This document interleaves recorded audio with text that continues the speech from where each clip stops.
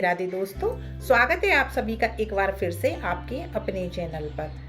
आज मैं आपके साथ इस वीडियो में शेयर करूंगी कि जिन्हें संतान की प्राप्ति नहीं होती है, जिन्हें पुत्र प्राप्ति नहीं होती है, वे कौन सा व्रत करें, कौन से नियम अपनाएं, क्या उपाय करें जिससे कि उन्हें शीघ्र ही संतान की प्राप्ति हो सके। संतान की प्राप्ति ना होने पर इंसान को बहुत ही ज़्यादा कष्ट होता है, दुख होता है। इस दुख से आप भली भांति परिचित हैं, लेकिन हमारे सनातन धर्म में बहुत सारे ऐसे उपाय दिए गए हैं जिनसे कि भाग्य के लिखे हुए को मिटाया जा सकता है, ईश्वर को प्रसन्न किया जा सकता है और दुर्भाग्य को सौभाग्य में बदला जा सकता है। तो इसके लिए दोस्तों मैं आपको कुछ व्रत और उपाय बताऊंगी। सबसे पहला उपाय, आप दोनों पति और पत्नी को एकादशी का व्रत रखना शुरू कर देना चाहिए। एकादशी का व्रत दोनों पति और पत्नी को रखना है। इसके में भगवान श्री विष्णु की पूजा अर्चना की जाती है, ये आप जानते हैं। तो पुत्रदा एकादशी से इस व्रत को शुरू कर दीजिए। अगर पुत्रदा एकादशी निकल गई हैं या आने में टाइम है तो आप किसी भी एकादशी से दोनों पति और पत्नी मिलकर इस व्रत को शुरू कर सकते हैं।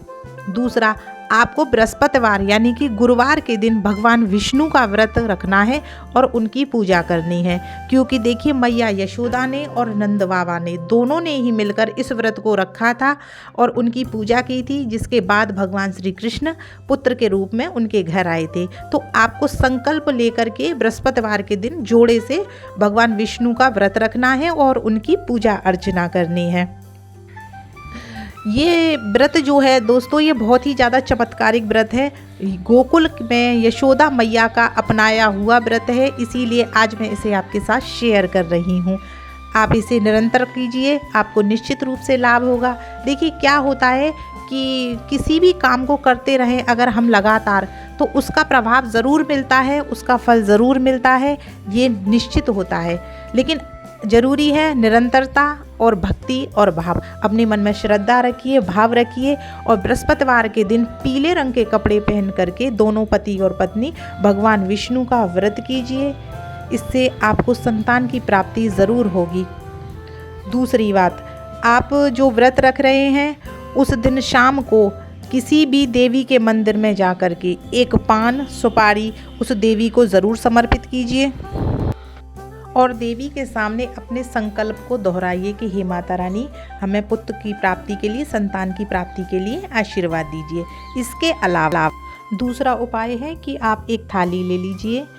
उसमें रखने के लिए देखिए सबसे पहले इस तरह भीगे हुए चने की दाल और गुड़ ले लीजिए। ये काम आपको बृहस्पतिवार के दिन ही शाम को करना है। आपको लेना है चने की दाल और गुड़ और गेहूं के आटे के 2 लोए, यानी कि आप गेहूं के आटे को इतने अच्छे तरीके से उसे मल लीजिए। देखिए बिल्कुल इस तरह से ये सॉफ्ट हो जाए। आप चाहें तो इसमें हल्दी मिला सकते हैं, लेकिन बिना हल्दी के ही ठीक रहेगा। तो आप इस तरह से आटे के जो 2 लोए होते हैं वो ले लीजिए, अच्छे से उसको मिला लीजिए आटे के लोए को। और देखिए इसमें नमक मत डालिए, बिना नमक का ही आटा आपको मलना है और बिना नमक का ही आटा आपको लेना है। इसके बाद इन आटों को तिलक लगाइए। तो देखिए मैं यहाँ इनको सबसे पहले कुमकुम से तिलक लगाया है और उसके बाद हल्दी से। हल्दी और कुमकुम दोनों का ही उपयोग कीजिए। आप कोई भी तिलक लगा रहे हैं, कोई भी पूजा कर रहे हैं, तो आप हल्दी कुमकुम दोनों का ही प्रयोग कीजिए। इसके बाद ये जो चने की दाल हमने भिगो के रखी थी उन्हें उन लोगों में या आटे में रख दीजिए और उसके ऊपर से वो जो गुड़ हमने लिया है वो रख दीजिए। आपको जो लोए हैं आटे के वो 2 ही लेने हैं, ज़्यादा नहीं लेने हैं। और ये काम आपको हर बृहस्पतिवार को करना है। एकादशी को आपको ये काम नहीं करना है।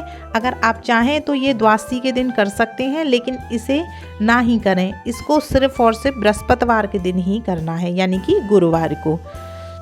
इसके बाद इन लोगों को मनस लीजिए, उनकी आरती उतार लीजिए, प्रणाम कीजिए, उन लोगों में अपना भक्ति भाव रखिए।